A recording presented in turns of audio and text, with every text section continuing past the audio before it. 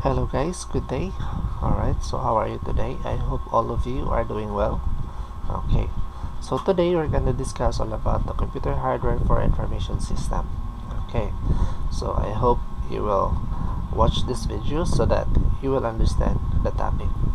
Okay, so to proceed, let us go to the main objective of this discussion. Okay, so we have at least three objectives for this discussion. First, understand the importance of computer for information system. Okay. Second, identify the types of functions of computers. Okay. Third is describe the basic components of the computer system. Alright. So I hope at the end of this discussion, you will attain these objectives. Alright. So let us go to the introduction of this discussion. Okay. Computers is a machine that processes data under software control to create meaningful information quickly and accurately. Okay, so usually without the software we cannot use the computer. The input data that we usually input into the computer is not being processed or cannot be processed without the software. Alright, so that is why software is very important to the computer. Okay, the software help us to what? To manipulate the computer.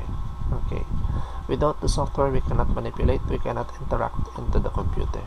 So that is why software is the one who are helping us manipulate to the computer. Okay, but software alone in the computer is useless. Why? It's because without having a hardware, the software cannot be used. Okay, so that is why we need to have at least two parts of computer which is working, the hardware and the software. Okay, these two are the helping hand to each other to what? To make our input and process that input possible. Okay, it's because hardware will be the one who are going to support the software that we are using. Okay, thus hardware, if the hardware will not support the software that we are using, what will happen to the software? The software is what? Useless. Okay, we cannot use that software. So it is very important that we need to think, that we need to understand that both hardware and software are capable to each other. Okay, so we need to make sure that the software is supported by the hardware and the hardware can support the software. Okay, in order for us to manipulate the computer, okay, or manipulate the task that we need to accomplish in the computer. Alright, so computer is capable of doing lengthy and difficult calculations and analysis. Okay, so yes, it's because computer is knowledgeable, and computer is the thing that help us make our that make our work faster and easier. Okay, so that's the purpose of the computer. Okay, so there are other sorts of computers, okay, which will use to incorporate in manipulating. Okay, these are the following: inputs, outputs, storage devices, and etc. Okay, inputs are those data that the user usually input into the computer. Okay, so those data is being processed by the computer. Okay, without inputs from the user, the computer will not be used. Okay, so in order to use the computer, the user needs to input something into the computer, and if the user inputs the data into the computer, then such time the computer will process that one and provide an output. Alright, so the output is used by the user to analyze, okay, to analyze the data, okay, so that they can come up a solution, or they can come up a what? Decision. Alright, Last one is the storage devices. Okay, devices are those devices that really important into the computer. Why? Is because storage devices are the one which is used to keep our data inside the computer. Okay, without the storage devices, how can we store, how can we keep our data or information inside the computer, right? So we cannot keep our data inside the computer if we don't have storage devices. So that is why storage devices is very important. All right, so this is how computer is important in the information system. All right, so let us proceed to the next basic of data representation. Okay, how does the computer represents the data that we usually input into the computer? All right, as we all know, computer cannot read text, cannot read numbers, right? Okay, what does the computers do to understand the inputs of the user? Okay, so usually computers translate those inputs or translate those data into bytes or bits, okay, which is the binary. Okay, each character of the data that we input into the computer is usually converted into bits. Okay, which is bits is the zeros and ones. Okay, so that is why the process of a computer will take a million times of seconds, okay, to process the data that we have inputted into the computer. Okay, so this is very important for us to understand so that we can understand how the computer understand the data that we have inputted into the computer. Okay, it's because if you don't know the process on how the computer understand our inputs, so that you will just simply use the computer without knowing. Alright, so this is very important. Alright, next is the units of time and size used to describe computer. Okay, so we have the units and the size of memory. Okay, so these are the capacity of the storage devices that we usually have. Okay, so the unit are the following: byte, kilobyte, megabyte, gigabyte, and the terabytes. Okay, this unit is having a size capacity of memory. So each byte has the capacity size of memory, which represents how many data that can we store, okay, into this particular unit. All right, so byte has the size of 8 bits. Okay, 8 bits meaning there are 8 zeros or 8 ones. All right, so like for example 0, 0, 0, 0, 0, 0, 0. Okay, those are bytes. Okay, but each data represents as bytes. Okay, or bit, that will represent bit each data. Okay, kilobyte will have 1000 bytes, megabyte will have 1 million bytes, okay, gigabytes will have 1 billion bytes, okay, and terabytes will have 1 trillion bytes and more. Okay, so this will represent the capacity of its units. Okay, so today we usually have gigabytes, 1 gigabytes, okay, 1 terabyte. Okay, so for now the storage of our computers, laptops will have 1 terabyte, okay, storage area. Okay, so that is very large for us to keep our data inside the computer. Okay, so these are the units and the size. Okay, let us proceed to the types of computers. Okay, we have at least 3 main types of computers, which is the analog computer, digital computer, and the hybrid computer. So digital computer are divided into three. Okay, what are these three? First is mini computer. Second, mainframe computer. Third is the microcomputer. Okay, so let us discuss each of these computer. First, let us go to the analog computer. Okay, so usually analog computers are used to process continuous data. Okay, analog computers are processed variable by physical quantities. Okay, analog computers are also computers designed with different components such as gear and lever. Okay, in which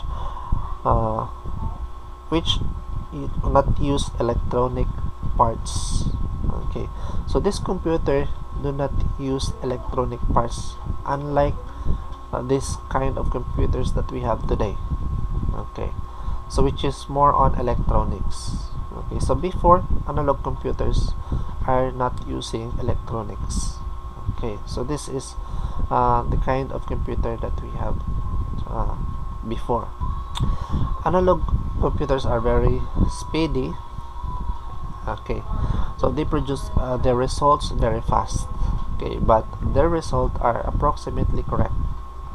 Okay, all the analog computers are specialized or special purpose computers. Okay, so we don't think I don't think if there are still analog computers today. It's because I think most of the computers now are using microchips. Okay, using electronics already. All right, so this is an analog computer. Alright, digital computer. So digital computer are those computers that we have today. So like for example, desktop computers that we have. We can view image into the this kind of computer. We can view image, we can view videos, okay, and whatsoever. Okay, we can design something inside this computer. Alright, so these are the digital computers. Alright, so usually the digital computers divided into three components or parts. Okay, so these are mainframe, mini computer, and microcomputer. Okay, let us discuss what is a mainframe. Okay, usually mainframe computers are computers that is most costly. Okay, this kind of computer are usually used in like for example in the companies. Okay, so they are using this kind of computers. It's because this computer can handle a lot of processes. Okay, a lot of users. Okay, so that is why this is very helpful for the businesses. Alright, this is usually found on the corporation, industries, and other organizations. So these computers are very expensive. Okay, so if you are the one who are using this one, so I think this kind of computer is not for personal use. Okay, this is for business use only. Alright, second is the mini computer. Mini computer are smaller than mainframe. Okay, so in terms of size as well as other features like speed, storage capacity, and other services. Okay, mini computers is like for example our laptops. Okay, those are mini computers, are examples of the mini computers. Okay, we can use this computer, okay, for one person only. Alright, and this has a capability to process data. Okay, there is some also mini computer which is high in capacity, okay, to process the data. So just like for example today, so there are a lot of computers, there are a lot of laptops which has high ends. Okay, so for just like for example, for used for editing. Okay, used for what's this, AutoCADs. Okay, those are types of mini computers that we have today. Alright, second is the microcomputer. So these are the smallest computer available. Okay, so what are the example of this? So the example of microcomputer are our cell phones. Okay, which is very handy. Okay, we can bring this kind of computer anywhere, any place. All right. So they were first released in the early 1970s. So this kind of computer before is uh, not very handy, is because of the capacity, or because of it's because of the electronics that is being used. Okay, but for now microcomputers are very handy. Okay, when the terms micro meaning small. All right. Limited storage and process data speed. Okay, so there are limited storage, but for now microcomputer are very um, speedy, or it can process data in a few seconds. Okay, so the oldest version of this microcomputer is not really useful nowadays. Okay, so in terms of performance, so as you can see, our cell phones now are very uh, applicable to something, or applicable to whatever we need, or that whatever we do in our cell phones. Okay, so today's microcomputer are comparable to yesterday's mini computers. Okay, because the whole circuit is based on one tiny chips. Okay, so all the components are tightened into one chips. Okay, so that becomes a smaller one. Okay, so they are sometimes known as computers on a chip. All right. Hybrid computers. So hybrid computers are computers which can uh, control the system when closed simulation and the real environment is required. Okay, so hybrid computers is combination of analog computers and digital computers. Okay, so as you can see today, some our computers are hybrid computers. So we can use analog, and we can also use digital. Okay, so there are some kinds of computers that has the capacity on that kind of functionality. All right. So the basic components of computer system. So we have here four computer system consists of 4 units. All right. So what are these 4 units? First is the input units, central processing unit, secondary storage unit, and output units. Alright, so these are the 4 units of our computer. So inputs is used to handle those inputs coming from the user. Alright, central processing unit, this is the brain of our computer, which will handle all the processes. Okay, and secondary storage units are those storage which can keep our data inside the computer. Alright, so we will know what are the types of secondary storage units after this one. Output units, so those are outputs that we see after we process, or after the computer processed our data. Okay, so we have here input, after input processing, and after processing output. Okay, so here we have input units, storage, output unit.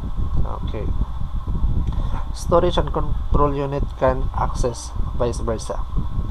Okay, control unit can access the input, and also can access the output units. Okay, so this is on the processing parts of the computer. Okay, so ALO meaning are arithmetic logic units. Alright, so this one input unit, this is used for entering the data, okay, or program into the computer. Storage units is used for storing data or instructions before and after processing.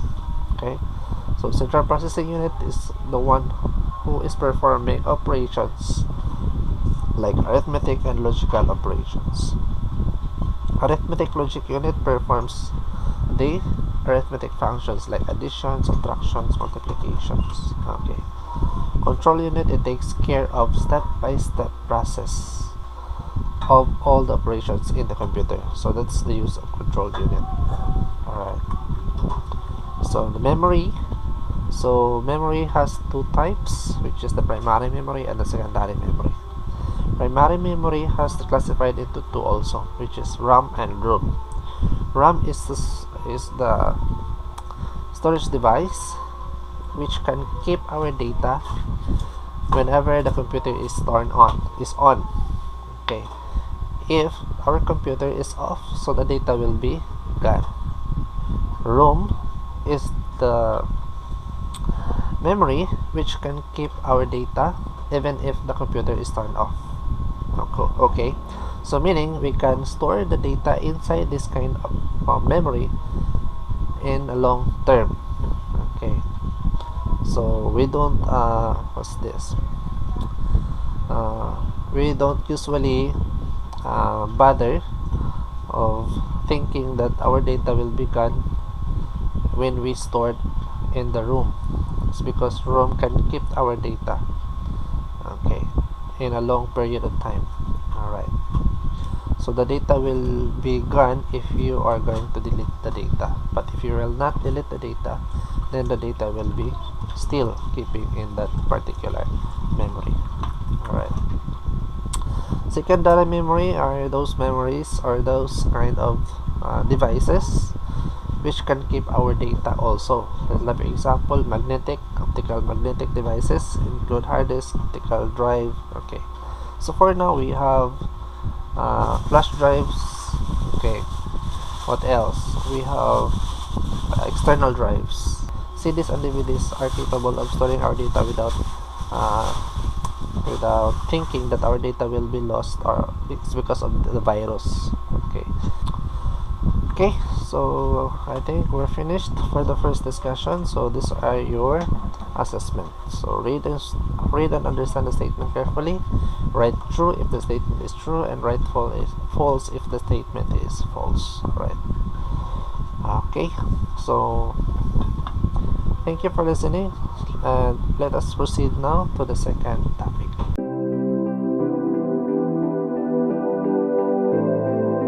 Alright, so our second topic or next topic is all about computer software for information system. Okay, so let us discuss what is computer software for information system. Okay, why is it important to have a software? Okay, so let us go to the objective of this discussion. First, understand the importance of software in the information system. Discuss the programming languages used for creating softwares. Okay, identify the classification of software and its uses. Alright, so I hope at the end of this discussion you will attain all of these objectives. Okay, so let us proceed to the introduction. Right, so both hardware and software are necessary components in the information system. Alright, so systems are used in business are guided by programs. Alright, so usually in the organization they cannot manipulate their work, they cannot do their job without application or without the system.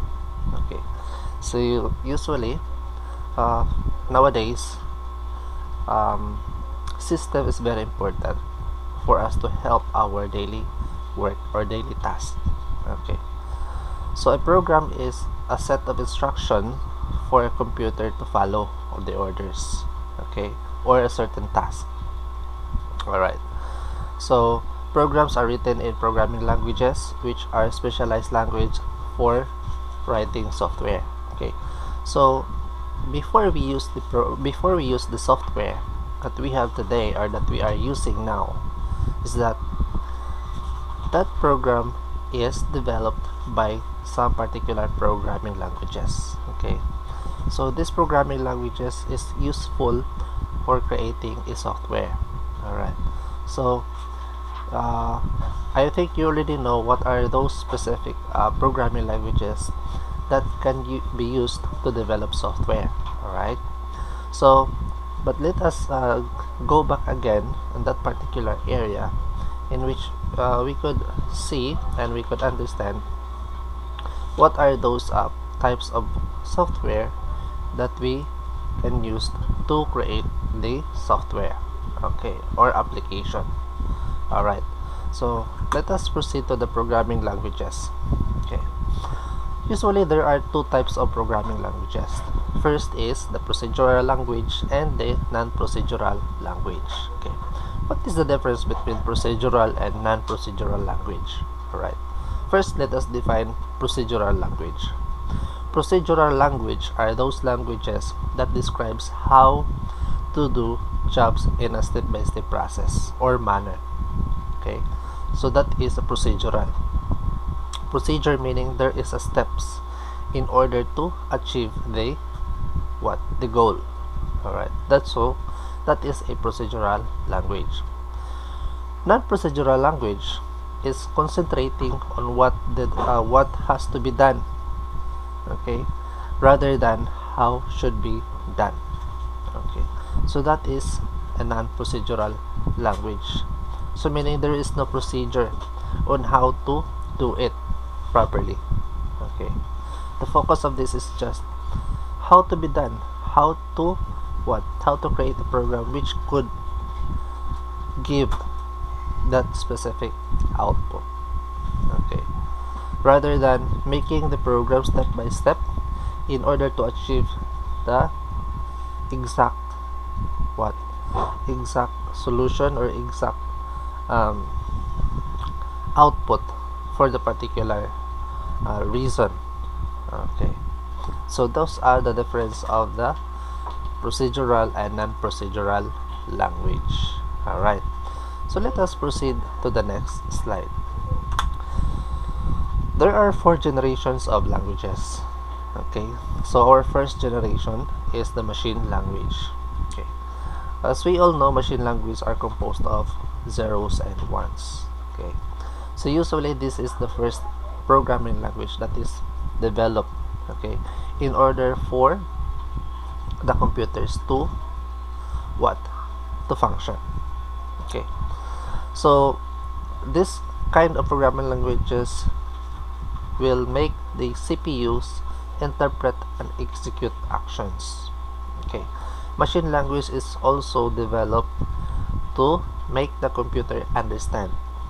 Okay, it's because the computer cannot understand numbers, cannot understand letters, so that is why this kind of programming language is developed in order to let the computer understand.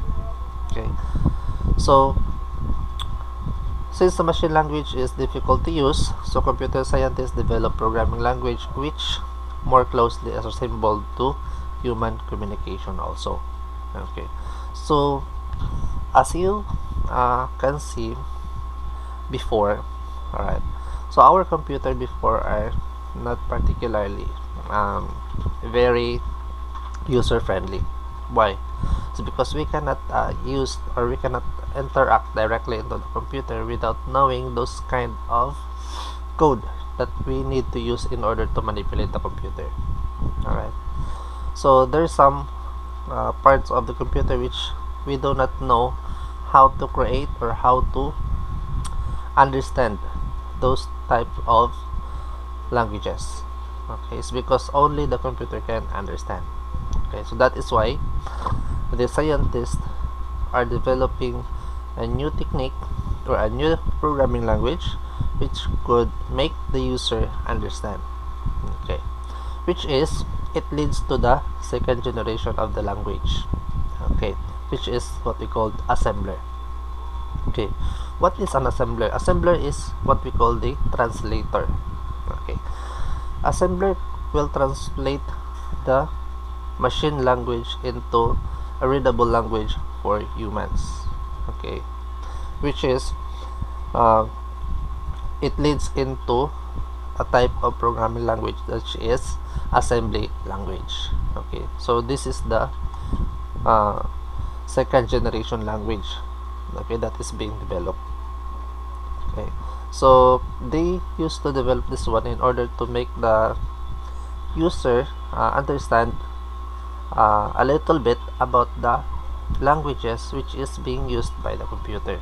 Okay, but this kind of programming languages is not very understandable by the users properly. Okay, it's because there are still some of the parts of these programming languages which could make the programmers hard to understand. All right, so that is why uh, they are developing again, or they pursue to develop new types of languages which could make the users easily to understand the specific function to what to create or to manipulate the computer, or make some software for the computers. Alright, okay. Third generation language are those programming languages with which could have a general or several object program instructions. Okay, so there are a few lines of codes and a syntax also. Okay, so this kind of languages is more like similar to that of the user. Okay, so the example of these programming languages are what we call the Fortran, okay, the COBOL, the BASIC, the C, okay, the Java and Pascal. Okay, so these are the third generation programming languages, okay, which is more easy for the user to understand the syntax or the process, okay, compared to the second generation, which is the assembler, okay, or assembly language. All right, so these types of programming languages could lead to the programmers develop more software in order to enhance the capacity or the capability to the computer to manipulate or to give more interaction to the user. Okay, there is another programming language or fourth generation which is more advanced compared to the third generation programming languages. Okay, so this is what they call the 4GLS. Okay, so this is the fourth generation of our programming languages. Okay, which is this kind of language is meet the demands of procedural programming languages. Okay, so non-procedural language make up of fourth generation, allowing the programmer and user to tell the computer what to do instead of how to accomplish it. Okay, so this kind of programming languages is more purely human language. Okay, this kind of programming languages could lead to the user or programmer easily to understand the process of making a program or software. Okay, the kind of code for this is a human alphabet. Okay, which means you can create program which is more easily to understand by the programmer. Okay, so this type of programming languages are the following. So like for example the PHP, okay, the Perl, Python, Ruby, and SQL. Okay, so this is now the advanced programming languages that we have that helps the programmer develop more software that we can use. Okay, and this kind of programming languages helps the programmer create more interactive software for the user. Okay, and this is one of the demand programming languages that the programmers use nowadays. Alright, so that is why as we can see, there for now there are a lot of softwares that we can use in order to help us maintain, or in order to help us achieve our task. Okay, and make our task faster and easier. Okay, it is more also accurately to provide outputs. Okay, you can easily um, easily analyze the outputs which is provided by the software that we have today. Okay, so that's the good performance, or that's the good impact for a better user friendly softwares that we have today. Okay, so let us now proceed to some other types of programming, which is the object-oriented programming. Okay, what is object-oriented programming? So this kind of programming languages is help programmers be more productive. Okay, so in times of building software, this is very useful. Okay, so the advantages of object-oriented programming is that you can reuse the code. Okay, so the object-oriented programming can make you reuse the code that you have in your program. Okay, which is more easy for the programmer to create software and make the software easy to finish. Okay, so in today's software development settings, code reuse has become not just desirable but also necessary. Okay, it's because if we usually create program without reusing our codes, it makes us more time to develop softwares. Okay, so that is why object-oriented is presenting for the programmers to make them more productive, okay, for their tasks. Alright, second is visual programming. Okay, what is a visual programming? Visual programming will allow the users to view their codes and its effect on the system through visual programming. Okay, so imagine if you are having a code, or if you are coding something or making your website or application using this kind of application, you can easily see the effect on the particular program or code that you have written. Alright, so these applications allows the user retrieve advertised prices from rivals from the external database. So it is also used to compare rival pricing to those users organizations displaying price comparisons visually. Alright, so example of this is the Visual Basic. Okay, Visual Basic is created by Microsoft to allow users to combine Microsoft Windows application. Okay, and Visual Basic is also a macro language that may be used with Access, PowerPoint, Word, and Excel.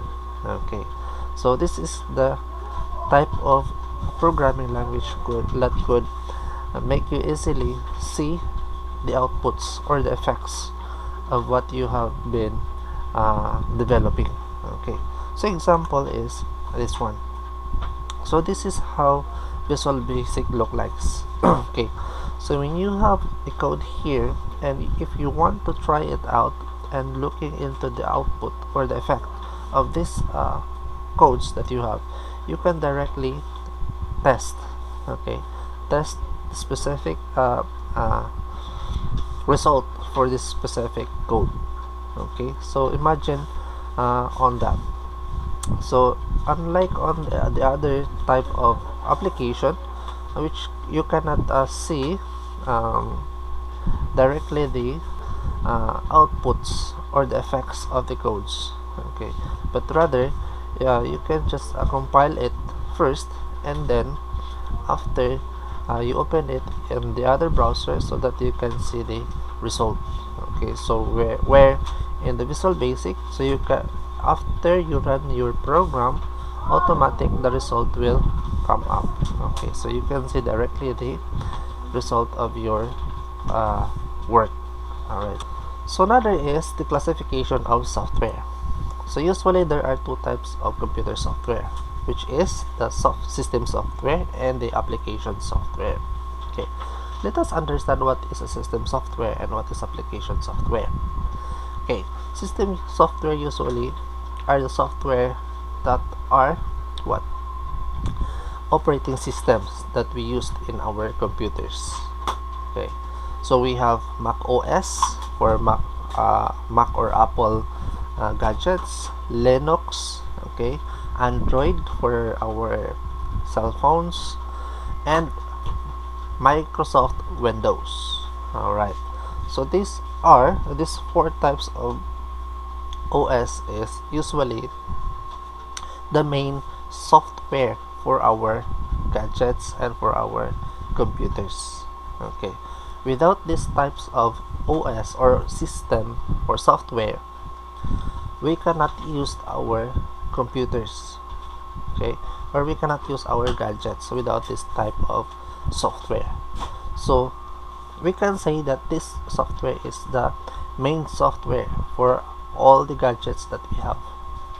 Okay, second is the application software. Okay, application software are the software that we usually use. All right, so like for example, Paymaya, Facebook. Okay, what else? Cashiering system. Okay, so the functionality of this is to help us make our task easier and faster.